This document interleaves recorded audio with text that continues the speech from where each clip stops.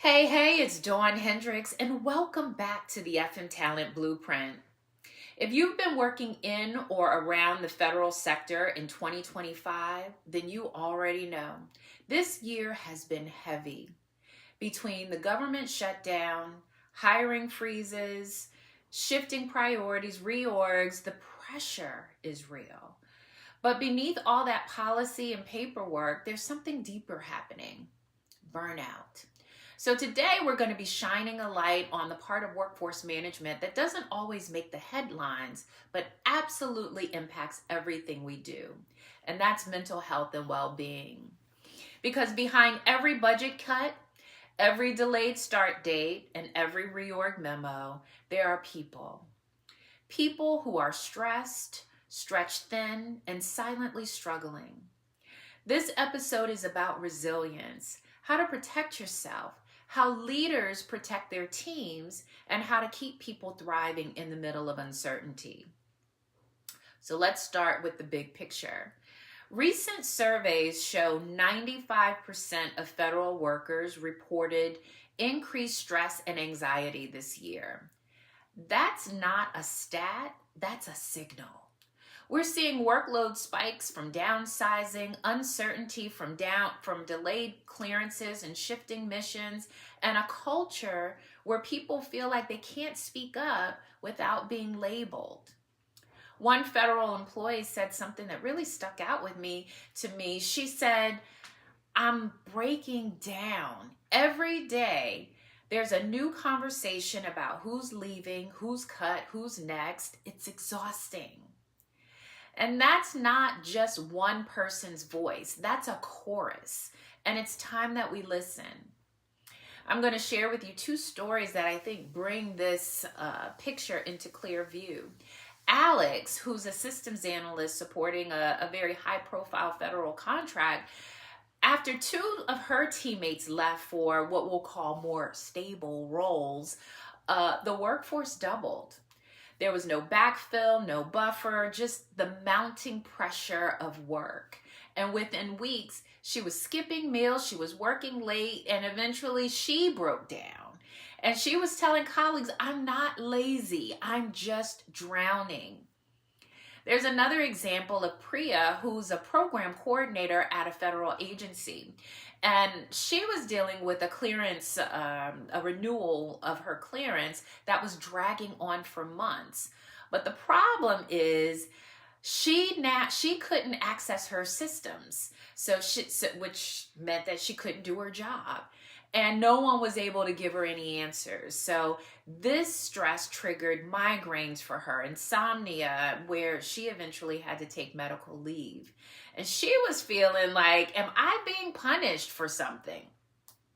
Both Alex and Priya are high performers, but the systems around them were not built for sustainability. They were built for survival.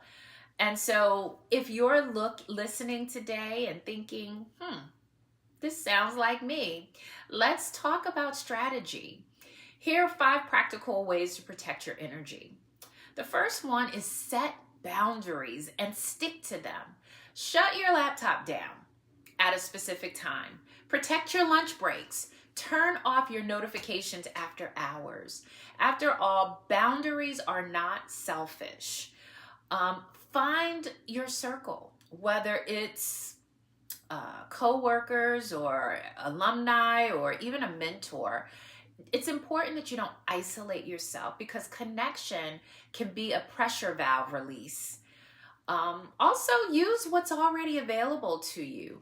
Many agencies offer employee assistance programs. They have counseling, coaching, even legal support.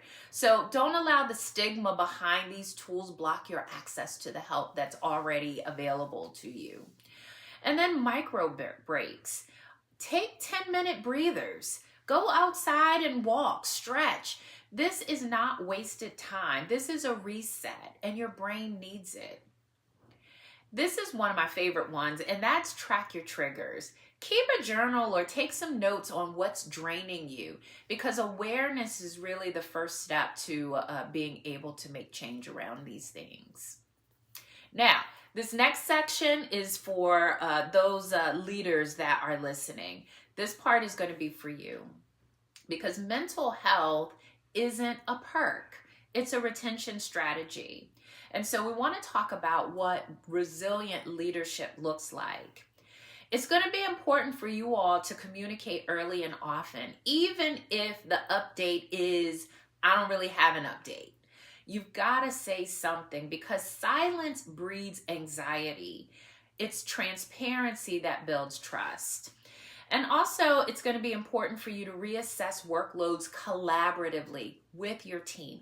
Don't just redistribute tasks when headcount drops. Involve the team in the solution. Let them co-create the path forward. And then it's going to be important also for you to model vulnerability, leaders. Share the challenges that you're having. Normalize the conversations of saying, hey, I'm feeling pressure too, because you're giving others permission to be honest with the ways that they're feeling.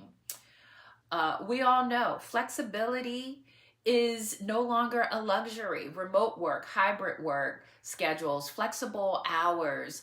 These are lifelines now, and they're proven to boost productivity and morale. And then finally, recognition. Recognize and reward resilience. Celebrate the people who are adapting, who are supporting others and keep showing up, because recognition fuels retention. We've got to face the facts here. Burned out employees do not innovate, they don't change, and they don't stay.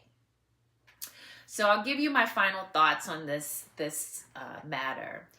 Yes, stress is real. The burnout is real. But you're not powerless. Take the time you need. Protect your energy. Use the resources that are available to you.